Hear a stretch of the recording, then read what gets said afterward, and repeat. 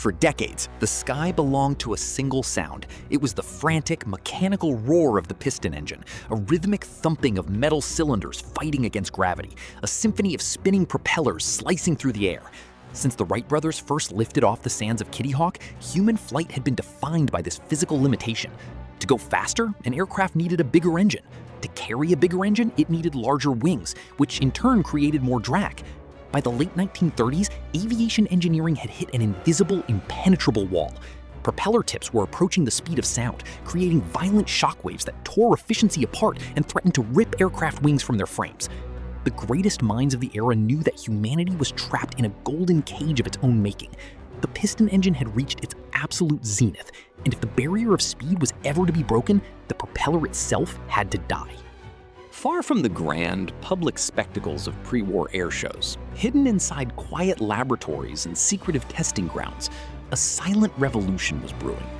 In Germany, a young physicist named Hans von Ohain looked at the sky not with the eyes of a traditional pilot, but with the cold, mathematical precision of a man obsessed with the fluid dynamics of the cosmos. He realized that nature had already provided the answer to absolute speed. The future did not lie in pulling an aircraft forward through the air. It lay in swallowing the atmosphere whole, compressing it, setting it on fire, and riding the volcanic eruption of its exhaust. Working under the skeptical yet wealthy gaze of aviation tycoon Ernst Heinkel, Ohain developed a crude, roaring apparatus made of unpolished steel and complex piping, the world's first centrifugal jet engine. When it ignited on a test stand, it didn't just vibrate, it shrieked with a high-pitched, terrifying wail that sounded like the birth of a new god. It was a machine that promised to compress time and space, rendering every fighter plane on Earth obsolete in a single afternoon. By 1939, as the shadows of a catastrophic global conflict stretched across Europe, the German Air Ministry realized that whoever mastered this terrifying new technology would possess an absolute monopoly on the skies. The contract to build a true, combat-ready operational jet fighter was not given to the eccentric dreamers at Heinkel, but to the industrial powerhouse of Messerschmitt. The Reich demanded a machine that could fly faster than any Allied bomber could dream, an interceptor capable of tearing through the sky like a localized storm. The engineers at Messerschmitt were handed a clean sheet of paper and a mandate that defied everything humanity understood about aerodynamics. They were no longer designing a plane, they were carving a weapon out of pure velocity. This was the dawn of absolute speed. It was a frantic, desperate race against physics, conducted by men working in the twilight of an old world and the blinding sunrise of the jet age. The blueprints being drawn in the design bureaus of Augsburg were not just structural outlines for aluminum and rivets. They were the architectural foundations of modern military aviation. The world was about to transition from the era of mechanical craftsmanship to the era of raw, unadulterated thrust. The Stormbird was waking up, and the skies of Europe would never be quiet again. The challenge of translating this raw, shrieking power from a laboratory test stand into a practical, mass-producible weapon of war fell onto the shoulders of Waldemar Voigt and the design team at Messerschmitt. Standing before their drawing boards in Augsburg, they faced a clean sheet of paper and an terrifying engineering reality. No one had ever built an operational jet fighter before. There were no textbooks for what they were trying to achieve, no wind tunnel data for sustained transonic flight, and no structural templates to follow. They were designing a machine that would fly at speeds where conventional aerodynamics began to collapse. The original blueprints for the project, initially designated Project 1065, envisioned a relatively straight-winged aircraft, a standard silhouette of the era, but powered by two underslung jet engines. However, as the planned power plants grew larger, heavier, and aerodynamically volatile, the engineers realized that straight wings would ruin the aircraft's center of gravity and cause severe drag at high speeds. Voigt made a radical, historic gamble. He decided to sweep the outer wings backward at an angle of 18.5 degrees. This was not done for aesthetic futurism, but out of pure physical necessity to balance the weight of the massive engine nacelles. Unknowingly, this sweep wing breakthrough would delay the onset of compressibility and high-speed shockwaves, unlocking a realm of speed that no Allied aircraft could match. The fuselage itself was carved into a distinctive triangular cross-section, resembling the sleek, predatory body of a shark, minimizing aerodynamic resistance while maximizing structural rigidity to hold heavy armament. Yet, an airframe is only as good as the heart that beats within it, and the heart of the Me-262 was plagued by a profound, agonizing engineering crisis. The aircraft was designed to utilize the revolutionary axial flow jet engines developed by Junkers, the Jumo 004.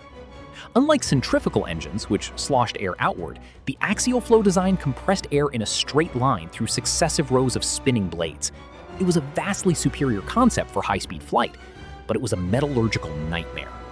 The internal temperatures of the engine combustion chambers were so intensely hot that they pushed the boundaries of known science. The turbine blades, spinning at over 8,000 revolutions per minute, were subjected to centrifugal forces and thermal stresses that would stretch, warp, and melt standard aviation metals. The structural birth pains of the Stormbird were compounded by an ever-growing friction between the engineers and the high command. While Messerschmitt's team begged for patience to refine the delicate metallurgy of the engines and the complex hydraulic systems required for the tricycle landing gear, the Reich's leadership viewed the project through a lens of desperate impatience. The Jumo 004 engines were constantly delayed, suffering from severe vibrational failures, compressor stalls, and a catastrophic lack of reliable heat-resistant materials. Every component of the aircraft had to be invented from scratch, from the specialized self-sealing fuel tanks that held the volatile synthetic kerosene to the heavy-gauge aluminum skin that had to withstand immense aerodynamic pressures. In those cold, stressful drafting rooms, the engineers knew they were creating a masterpiece, but they were also realizing that they were building a machine at the absolute edge of human capability, a weapon whose brilliant design was constantly threatened by the harsh realities of industrial friction and material scarcity. By April 1941, the sleek, shark-like aluminum fuselage of the Messerschmitt prototype stood fully assembled inside a secured hangar, looking like a visitor from a distant future. Yet a bitter irony hung over the entire facility. The revolutionary airframe was completely ready, but its revolutionary heart was nowhere to be found. The Junkers Jumo 004 axial flow jet engines were trapped in a seemingly endless cycle of manufacturing delays, metallurgical failures, and design redesigns. The Reich's high command was growing increasingly impatient with this expensive gamble, and the engineering team faced a grim reality. They needed to test the aerodynamics, control surfaces, and structural integrity of this radical new airframe immediately, even if they had to do it without a single watt of jet propulsion. In a move born of sheer desperation and classic engineering pragmatism, Waldemar Voigt's team decided to mount a traditional Junkers Jumo 210 piston engine directly into the nose of the prototype, complete with a two-bladed wooden propeller. It was a bizarre, almost comical hybridization of eras. The world's most advanced aerodynamic airframe, designed to fly at near supersonic speeds, was forced to rely on the clunky, vibrating technology of the past just to get off the ground. On April 18, 1941, prototype Me-262V1 taxied out onto the runway at Augsburg. For the engineers watching from the tarmac, the anxiety was suffocating. If the radical sweep-wing geometry or the unique weight distribution failed, the entire program would crash before a single jet engine could ever be bolted to its wings. With Chief Test Pilot Fritz Wendell at the controls, the hybrid aircraft roared down the runway, its piston engine straining against the weight of the heavy frame. The nose lifted, the wheels left the grass, and the Me-262 tasted the air for the very first time. It was a completely silent flight in regards to its true purpose. No screaming jet exhaust, no thunderous roar of burning kerosene, just the familiar, mundane thrumming of a propeller. Yet the flight was an unmitigated aerodynamic triumph. Even with the dead weight of empty jet nacelles hanging beneath its wings like giant metal anchors, the airframe behaved beautifully. It was stable, highly responsive, and cut through the air with a natural fluidity that confirmed every mathematical calculation Voigt had drawn on his blackboard. However, this early success did not blind Wendell or the engineering team to the immense dangers ahead. They knew that flying an advanced jet chassis at low piston engine speeds was a far cry from the violent forces it would encounter under true jet power. The nose-mounted propeller was merely an aerodynamic crutch, a temporary illusion of progress designed to buy the engineers time against a demanding dictatorship. As the prototype touched back down and taxied into the hangar, the mechanical crew immediately set to work, peering into the empty wing shrouds where the delayed Jumo engines were supposed to live.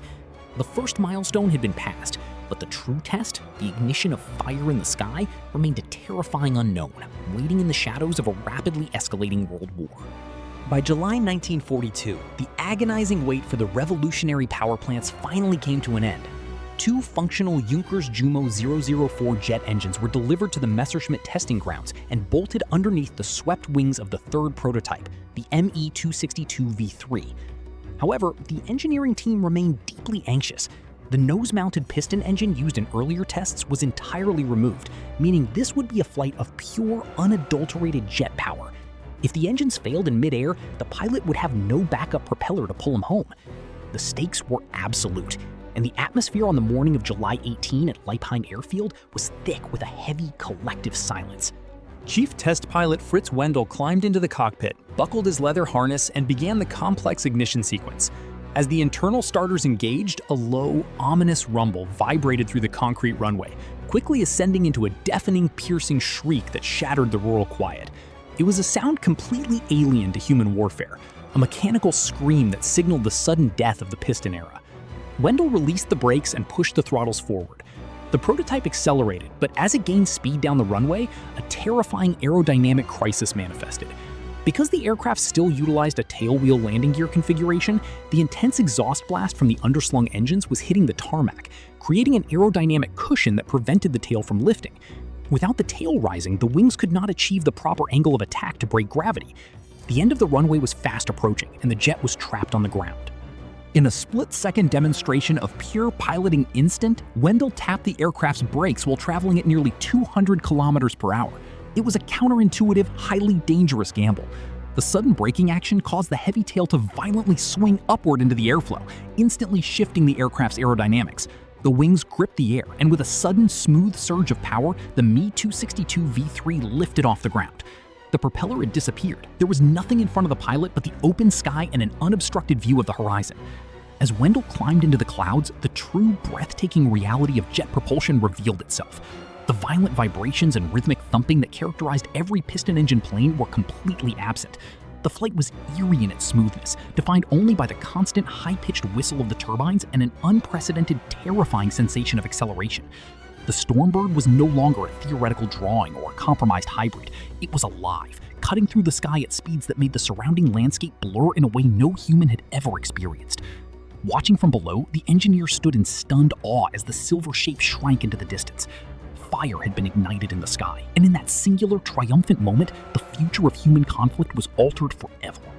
The spectacular success of Fritz Wendell's first pure jet flight sent shockwaves through the highest echelons of the German military, catching the attention of General Adolf Galland, the legendary commander of the fighter force.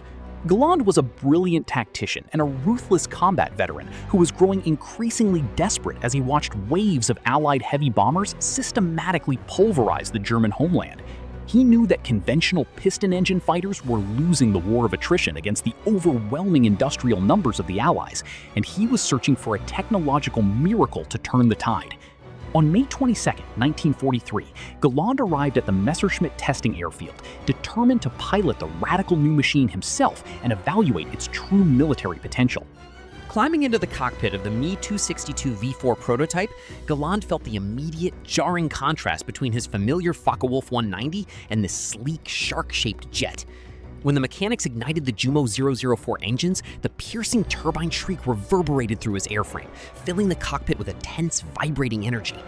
Galland pushed the throttles forward and accelerated down the runway, applying the brake tap technique to lift the tail before rocketing into the sky. The moment the aircraft broke gravity, Galland experienced an epiphany that would alter his military philosophy forever, as the sheer smoothness and absence of a vibrating propeller made him feel like he was gliding on ice at impossible speeds. He pushed the machine through aggressive climbs, tight turns, and high-speed level runs, effortlessly leaving the escorting piston planes miles behind in a matter of seconds. Upon landing, Galland climbed out of the cockpit, his face flushed with adrenaline and absolute certainty. He immediately sent a frantic, enthusiastically worded report directly to the Air Ministry, famously declaring that the aircraft flew not as if it were pulled by an engine, but as if an angel were pushing it forward. He recognized that this machine possessed a massive speed advantage of over 150 kilometers per hour against any Allied fighter in existence, a disparity so vast that it rendered traditional air combat tactics completely obsolete. Galland argued with fierce urgency that all resources must be immediately diverted from traditional aircraft production to flood the skies with thousands of these jet interceptors, believing that a single mass-produced fleet of Me-262s could single-handedly sweep the American and British bomber streams from the heavens and secure German air supremacy in a single stroke. While Adolf Galland and the engineers at Messerschmitt envisioned a fleet of unstoppable interceptors sweeping the skies clean, Their dreams were about to collide with the erratic, absolute authority of the dictator himself. In late 1943, Adolf Hitler attended a high-level military demonstration at Insterburg Airfield, where the Me-262 was showcased alongside other advanced prototype weapons. Hitler looked at the sleek, terrifyingly fast jet, not through the eyes of an aerial tactician, but through the lens of his own growing paranoia and obsession with offensive retaliation. As Allied armies closed in on Europe, Hitler was desperate for a weapon that could strike back at the British mainland and disrupt the anticipated Allied invasion forces on the beaches. During the briefing, Hitler turned to Willy Messerschmitt and asked a single fatal question, inquiring whether this marvelous new machine could carry heavy bombs. Messerschmitt, eager to please the dictator and technically correct from a pure engineering standpoint, replied that the airframe could indeed be modified to carry up to 1,000 kilograms of explosives. Hearing this, Hitler experienced a wave of delusional euphoria, standing before his generals and declaring that this was not a fighter at all, but the ultimate fast bomber he had been demanding for years. He issued an absolute, unappealable decree that the Me-262 must be produced exclusively as a tactical blitz bomber to rain terror down upon the advancing Allied ground forces. This infamous intervention sent shockwaves of horror through the Luftwaffe High Command. Galland and his fellow officers knew that adding heavy external bomb racks and heavy ordnance to the underbelly of the Me-262 would completely destroy its revolutionary aerodynamics, strip away its immense speed advantage, and turn a brilliant engineering masterpiece into a clumsy, vulnerable target. For months, a silent mutiny occurred within the military hierarchy as engineers and officers tried to secretly continue fighter development under the guise of bomber testing. But Hitler's constant micromanagement and fury over delays paralyzed the entire program. Valuable resources were wasted redesigning the cockpit for bomb-aiming equipment and training elite fighter pilots for low-level ground attack missions they were never meant to fly, ensuring that during the critical months when Germany's skies were being lost forever, the world's most advanced jet remained grounded in a bureaucratic nightmare born of pure military madness. By the summer of 1944, as Allied bombs reduced Germany's primary industrial centers to smoking craters, the production of the Messerschmitt Me-262 was forced into a dark dystopian chapter. The traditional, sunlit factories of Augsburg and Regensburg were no longer safe from the relentless raining of high explosives, forcing the Nazi regime to relocate its manufacturing lines into hidden subterranean complexes. Deep beneath the Harz Mountains, and inside massive carved-out concrete bunkers concealed within dense Bavarian pine forests, the production of the world's most sophisticated aircraft became entirely reliant on a horrific empire of slave labor, managed by the ruthless SS. Facilities like the notorious Mittelwerk tunnels and the underground assembly lines at Kala were transformed into industrial hellscapes, where thousands of concentration camp prisoners, political captives, and forced laborers worked in near-pitch darkness. The air inside these damp, freezing tunnels was perpetually choked with toxic aluminum dust, concrete powder, and the sharp stench of chemical solvents, creating a lethal environment where human life was treated as a disposable commodity. Prisoners, starved and beaten to the point of exhaustion, were forced to manually lift heavy titanium components, stamp out precision aluminum wing panels, and route complex electrical wiring through the shark-like fuselages of the silver jets. This brutal reliance on slave labor created an agonizing paradox at the heart of the Stormbird's history.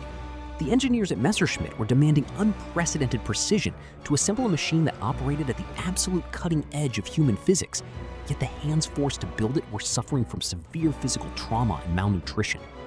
In a quiet, desperate act of resistance against their captors, many of these enslaved workers engaged in subtle, deliberate sabotage whenever the guards looked away, purposely misaligning internal rivets, loosening critical hydraulic seals, or leaving microscopic metal shavings inside the delicate fuel lines.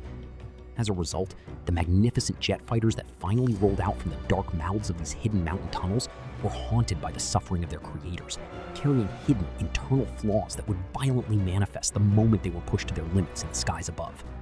The subterranean nightmare of the assembly lines was only half of the crisis, for even if an airframe could be successfully rolled out of the dark mountain tunnels, it was still a heartless metal shell without its complex power plants.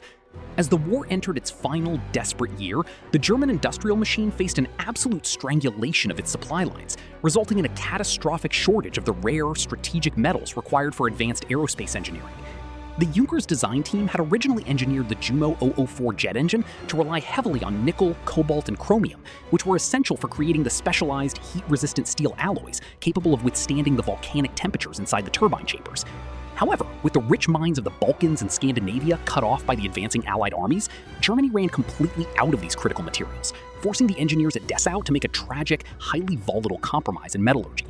Faced with an impossible dilemma, the engineering team had to redesign the spinning turbine blades out of ordinary low-carbon steel, coating them with a primitive ceramic glaze to prevent them from instantly melting under the intense heat of burning synthetic kerosene. This forced modification transformed the Jumo 004 from a triumph of modern science into a terrifying, unpredictable liability for anyone who climbed into the cockpit. The lack of proper heat-resistant alloys meant that the internal components of the engines would rapidly warp, stretch, and degrade under the immense centrifugal forces of high-speed flight, a phenomenon known to engineers as metal creep. Because of this structural volatility, a brand new jet engine had an operational lifespan of only 10 to 25 hours at the absolute maximum before it suffered a catastrophic internal explosion or a fatal compressor stall, requiring the ground crews to completely dismantle and rebuild the power plants after nearly every single combat mission. For the young, inexperienced pilots assigned to fly the Me-262, this metallurgical crisis turned the throttles into levers of life and death, requiring an agonizing level of delicate handling during the chaos of aerial warfare. If a pilot slammed the throttle forward too quickly to escape an enemy fighter or to pursue a bomber, the sudden surge of fuel would create a massive thermal spike that the cheap, compromised steel blades could not handle, instantly melting the turbine or causing a catastrophic engine fire in midair. The entire weapon system was constantly operating on a razor-thin margin of safety, where a single millimeter of throttle movement could mean the difference between achieving supersonic glory or being incinerated inside a flying blowtorch. The brilliant, forward-thinking aerodynamic design of the Stormbird was fundamentally trapped inside a crumbling industrial reality, a masterpiece of physics built with the makeshift materials of a collapsing empire. By late 1944, despite the crippling shortages of strategic metals and the lingering confusion caused by conflicting military directives, a handful of operational Me-262s were finally organized into the world's first specialized jet squadron, designated Kommando Novotny. Under the command of the legendary Austrian ace Walter Novotny, a highly decorated veteran with over 200 aerial victories, this experimental unit was tasked with a monumental objective: to develop the actual combat tactics and operational doctrine for a weapon system that was completely unprecedented in the history of human warfare. Stationed at the airfields of Akmar and Hessepi, these pioneers found themselves in a terrifying crucible, discovering that the immense speed of the jet, which was its greatest asset in high-altitude combat, became a profound, deadly vulnerability during the critical phases of takeoff and landing. When the Me-262 was descending toward a runway, its engines had to be throttled back to a lower setting, rendering the aircraft remarkably sluggish and completely unable to accelerate quickly if an emergency arose. The heavy, unarmored jet became a slow, predictable target, a weakness that Allied intelligence quickly identified and exploited with ruthless efficiency. Squadrons of American P-51 Mustangs and British Hawker Tempests began patrolling the airspace directly above the jet bases, waiting like vultures in the clouds for the distinctive twin-engine shapes to slow down for their landing approach. This predatory tactic, which the Germans bitterly referred to as rat-catching, turned the airfields into absolute meat grinders, where some of the Reich's most technologically advanced aircraft were routinely blown to pieces before their wheels could even touch the grass. The tragic climax of this experimental phase occurred on November 8, 1944, during a massive Allied bomber raid that filled the sky with hundreds of roaring engines and dense networks of anti-aircraft fire. Novotny took off into the swirling chaos, determined to prove the combat worth of his squadron, despite suffering from a severe engine malfunction right from the start. Over the radio, his ground crew could hear his frantic, static-choked transmissions as he engaged enemy bombers, claiming several victories before reporting a sudden, catastrophic flameout in one of his volatile Jumo 004 engines. As he tried to guide his crippled, asymmetric jet back through the low clouds toward Akmar, a swarm of American fighters dived onto his tail, riddling the vulnerable, slowing Stormbird with heavy machine gun fire. The aircraft pitched forward and slammed into the ground at terrifying speed, exploding in a massive fireball that killed Novotny instantly and forced the Luftwaffe High Command to temporarily disband the unit, a sobering reminder that their technological marvel was still profoundly fragile, bound by the unforgiving laws of physics and the relentless tactics of an overwhelming enemy. As the war entered its final bloody months in early 1945, the skies over the German heartland turned into an absolute meat grinder of unprecedented proportions, providing the stage for the Me-262 to unleash its full, terrifying destructive potential against the massive Allied bomber streams. Day after day, hundreds of American B-17 Flying Fortresses and B-24 Liberators darkened the horizon, flying in dense, heavily armed combat box formations that created a literal wall of defensive machine gun fire. For traditional piston engine fighters, attacking these flying fortresses was a suicidal endeavor. But for the pilots of the Me-262, their immense speed advantage allowed them to slice through the defensive formations like a hot knife through butter. Diving from high altitudes at speeds exceeding 800 kilometers per hour, the jet pilots operated in a completely different dimension of time, where the American gunners could barely track the silver streaks with their manually traversed turrets before the attack was already over. To fully exploit this technological asymmetry, the Me-262 was equipped with an exceptionally heavy offensive armament designed specifically for structural devastation, centered around four 30mm Mk-108 autocannons mounted directly in the nose. These short-barreled weapons fired devastating, high-explosive shells known as mine shells, which were constructed with drawn steel rather than cast iron to maximize the explosive capacity of each round. A single direct hit from a 30mm mine shell could blast a gaping 3-foot hole in the aluminum skin of a heavy bomber, instantly severing control cables, shattering engine blocks, or tearing entire wings clean off the fuselage. The explosive force was so immense that just 3 or 4 well-placed hits were capable of blowing a massive 4-engine B-17 completely out of the sky, sending it spiraling down to Earth in a trail of burning wreckage. However, because the heavy 30mm shells suffered from a relatively low muzzle velocity and a looping, dropsicle trajectory, jet pilots had to close the distance to their targets with nerve-wracking proximity, often firing from a mere 400 meters away before breaking away to avoid flying through the debris of the disintegrating bombers. To solve this tactical limitation, the Luftwaffe introduced a terrifying new innovation in early 1945, retrofitting the underwing panels of the Me-262 with wooden racks capable of holding 24 R-4M unguided rockets.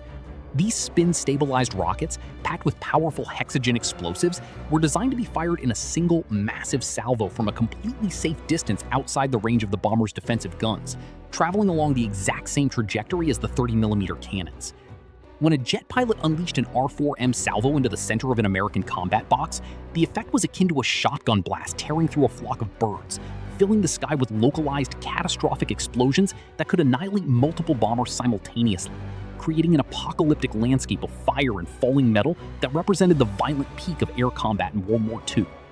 The overwhelming destructive power of the Stormbird did not go unanswered for long, as the Allied High Command quickly realized that their entire strategic bombing campaign, which had cost thousands of crew members their lives, was in mortal danger of being brought to a grinding halt by a handful of revolutionary German jets. This realization sparked an immediate, frantic evolution in Allied countertactics, shifting the role of escort fighters from passive guardians into aggressive, predatory hunters. Legendary American fighter groups, equipped with the latest long-range P-51 Mustangs and heavy P-47 Thunderbolts, were unleashed from their rigid bomber protection formations in order to actively sweep the airspace far ahead of the main bomber streams, hunting down the Me-262 wherever it dared to show its face. The Allied pilots quickly learned that trying to engage the jet in a traditional high-speed dogfight was an exercise in futility, for if a jet pilot chose to simply push his throttles forward, he could effortlessly leave the fastest piston engine planes in the world completely frozen in midair.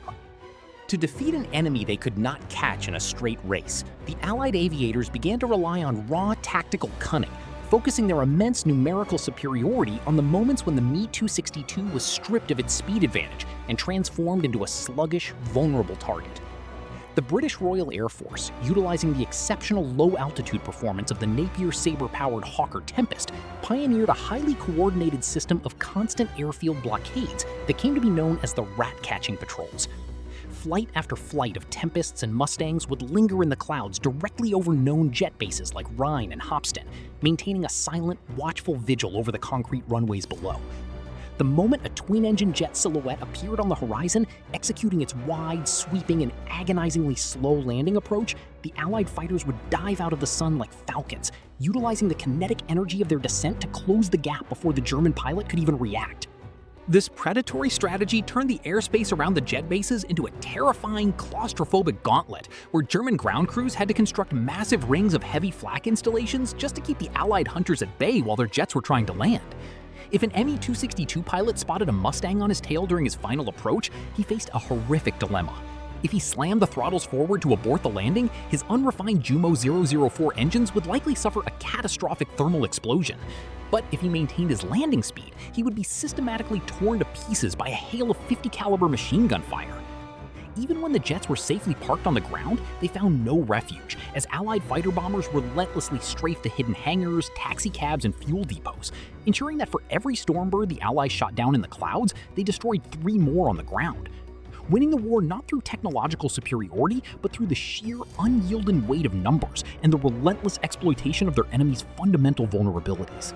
As the catastrophic endgame of the Third Reich loomed in the spring of 1945, the story of the Me-262 degenerated into a dramatic, near-mythical tragedy, exemplified by the formation of Jagdverband 44, often referred to as the Squadron of Experts.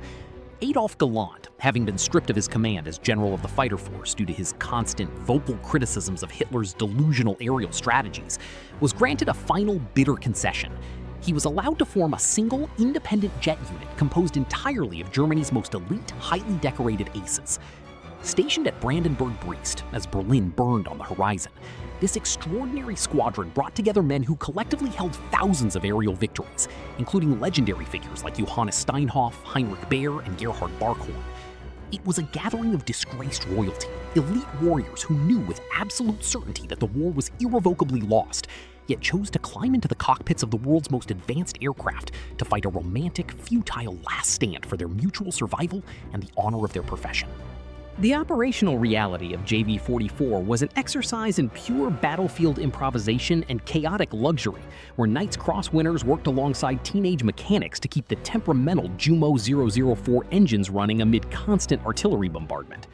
Because the airfield was under near-perpetual surveillance by Allied fighters, the squadron had to employ a unique, highly specialized protection unit known as the Papageistaffel, or Parrot Squadron, which flew Focke-Wulf 190 piston fighters painted with bright red underbellies and white stripes. These brightly colored piston planes would patrol the low altitudes directly above the runway, providing a protective umbrella of fire against marauding American Mustangs, while the precious, vulnerable jets of the elite aces were transitioning through their dangerous takeoff and landing phases. Once airborne, the masters of JV-44 operated with a lethal, coordinated precision, executing high-speed, mathematical interceptions against the overwhelming Allied bomber fleets that resembled a deadly ballet of pure velocity. Yet, no amount of individual genius or technological superiority could alter the crushing mathematics of the collapsing front, as the squadron was systematically suffocated by a total lack of fuel, spare parts, and usable runways. Pilots would return from triumphant missions, having blasted multiple B-17s out of the sky, only to find their airfields littered with the burning wreckage of their own supply trucks or cratered by heavy artillery fire from the advancing Soviet armies. On April 18, 1945, the inherent dangers of the machine struck the heart of the unit when Johann Steinhoff's Me-262 suffered a catastrophic tire blowout during a high-speed takeoff run, causing the heavily armed jet to crash and erupt into a ferocious fuel fire that left the legendary ace permanently scarred. By the final days of April, as the sound of Soviet tanks echoed through the pine forests, the remaining pilots of JV-44 made the collective decision to systematically destroy their own aircraft with hand grenades rather than let their silver masterpieces fall into enemy hands, bringing a curtain of fire down upon the most elite squadron the world had ever seen, and marking the definitive end of the old guard of aviation history. As the conventional daylight operations of the Luftwaffe disintegrated into a landscape of burning airfields and scattered debris, a new and highly specialized breed of the Stormbird emerged from the darkness to contest the night skies over the collapsing Reich. This was the NE-262B1A-U1, a radical two-seat night fighter variant designed to combat a specific elusive nemesis, the British Royal Air Force's de Havilland Mosquito. The Mosquito, constructed largely of laminated spruce and birch, was a marvel of wooden engineering that could fly so fast and so high that no conventional German piston engine fighter could catch it in the dark. For years, these British light bombers had roamed over Germany with near total impunity, dropping Pathfinder markers and precision bombs on cities while mocking the defensive networks below. To hunt this wooden ghost, the engineers at Messerschmitt had to transform their sleek, day-flying interceptor into an airborne radar platform capable of navigating through the absolute pitch black of a continent in ruin. The conversion of the Me-262 into a Night Stalker required a drastic redesign of its aerodynamic profile, turning its sleek, shark-like nose into a chaotic thicket of metal. The aircraft was fitted with the FUG-218 Neptune radar system, which manifested on the nose as a series of prominent, multi-pronged wire antennas, known to the pilots as stag antlers. These antennas created immense aerodynamic drag, shaving nearly 50 kilometers per hour off the aircraft's top speed, yet the machine remained comfortably faster than the Mosquito. Inside the modified, elongated cockpit sat a two-man crew, the pilot in the front handling the violent thrust of the UMO engines, and a radar operator squeezed into the rear seat, staring intensely at a glowing cathode ray tube screen, deciphering a maze of green electronic blips amid the static of a collapsing sky. Operating primarily within a specialized unit known as Kommando Welter, led by the highly decorated night ace Kurt Welter, these radar-equipped jets patrolled the darkened skies over Berlin. The tactical dance of the night fighters was a game of extreme sensory tension, where the radar operator would quietly guide the pilot through the clouds, whispering course corrections until the distinctive silhouette of a British Mosquito suddenly materialized in the dim exhaust glow of its own engines. From that moment, the attack lasted only a fraction of a second, as the Me-262 unleashed its four 30mm cannons, obliterating the wooden frames of the British bombers in single catastrophic explosions. It was a bizarre, asymmetric duel conducted in the dead of night between the pinnacle of wooden aviation craftsmanship and the dawn of the electronic jet age. Yet, like every other chapter of the Stormbird's history, this nighttime triumph was a localized victory in an ocean of strategic defeat, a display of brilliant technological adaptation that proved the absolute versatility of the jet chassis, even as the ground beneath its wheels was being swallowed by the advancing front. In May 1945, as the final echoes of gunfire faded across the devastated landscape of Central Europe, the burning ruins of Germany became the stage for a new, highly secretive conflict that would shape the balance of global power for the next half-century. This was Operation Lusty, the United States Army Air Force's aggressive, highly coordinated effort to hunt down and capture Germany's advanced scientific secrets before they could be destroyed by retreating troops or seized by the rapidly advancing Soviet Red Army.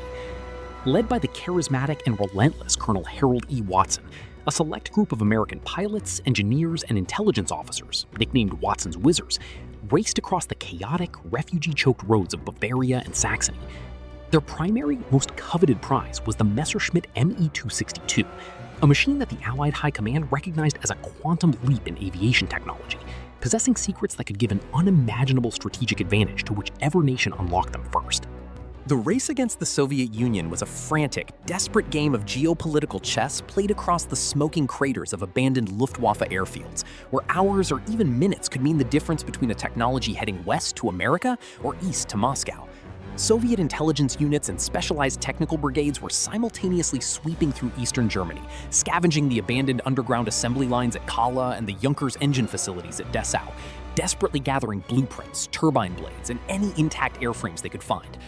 Watson's team, operating with immense autonomy, utilized captured German personnel and sympathetic mechanics to locate hidden caches of aircraft hidden deep within dense pine forests or camouflaged under highway overpasses.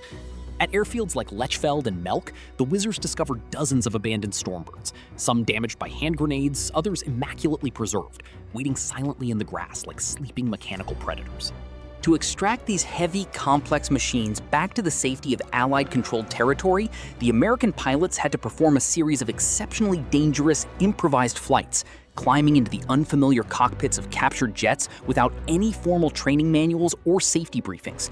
Relying on sheer piloting instinct and the assistance of captured German test pilots who preferred to see their creations go to the west rather than the east, Watson's men coaxed the temperamental Jumo 004 engines to life, soaring out of the Bavarian valleys and flying the silver prizes over the ruins of France to the port of Cherbourg. There, the captured Me-262s were carefully stripped of their swept wings, slung into the dark cargo holds of the escort carrier HMS Reaper, and shipped across the Atlantic Ocean to the United States. This massive clandestine operation effectively stripped the Dying Reich of its intellectual property, transforming the Stormbird from a weapon of desperate defense into the foundational blueprint for a new era of global aerospace competition, ensuring that while the regime that built it was utterly destroyed, its revolutionary technology would live on in the laboratories of its conquerors. When the captured Messerschmitt Me-262s finally arrived at testing centers like Wright Field in Ohio and various research facilities across the Soviet Union, the sheer brilliance of their design permanently shattered Western and Soviet complacency, sparking an immediate and radical rewrite of global aviation doctrine. Engineers from Boeing, North American Aviation, and the Soviet SAGI bureaus stood in absolute awe as they dismantled the shark-like aluminum fuselages, meticulously measuring the exact angles of the swept-back wings and analyzing the advanced axial flow architecture of the captured UMO engines. Up until that point, Allied aviation had been heavily committed to straight wing designs for their upcoming jet prototypes, but the raw data extracted from the Stormbird proved beyond any mathematical doubt that sweeping a wing backward was the only viable pathway to conquering the terrifying aerodynamic barriers encountered near the speed of sound. This profound technological transfusion manifested almost immediately in the skies over Korea just 5 years later, where the two dominant fighters of the early Cold War era, the North American F-86 Sabre and the Soviet Mikoyan-Gorovich MiG-15, engaged in ferocious high-altitude dogfights. Both of these iconic aircraft were direct, unmistakable descendants of the Me-262, utilizing the exact same swept-wing geometry, nose-mounted heavy cannon configurations, and axial flow turbine concepts that Waldemar Voigt and Willy Messerschmitt had pioneered on their blackboards in Augsburg. Even the legendary American B-47 Stratojet bomber and the French Caravelle airliner directly incorporated the underwing engine pod configuration that had first been tested on the Me-262 prototypes, proving that the structural layout of the German jet had fundamentally established the visual and functional blueprint for modern commercial and military aviation. As the decades rolled onward into the 21st century, the shadow of the Stormbird continued to loom over the cutting edge of aerospace engineering, its DNA woven into the fabric of every supersonic interceptor, stealth fighter, and variable geometry aircraft that took to the skies. The historical narrative of the Me-262 ended not as a footnote of a defeated empire, but as the opening chapter of the modern world, a timeless testament to human ingenuity achieving a monumental breakthrough under the most horrific and desperate conditions. The silver machine that had once startled onlookers over the airfields of Bavaria became immortalized as the definitive catalyst that dragged humanity out of the age of spinning wooden propellers and propelled it forcefully into the roaring, high-altitude reality of the jet age, ensuring that whenever a modern aircraft leaves a white condensation trail across the stratosphere, it carries a silent, distant echo of the Fortuna Kushinu Efsanevi Mirase.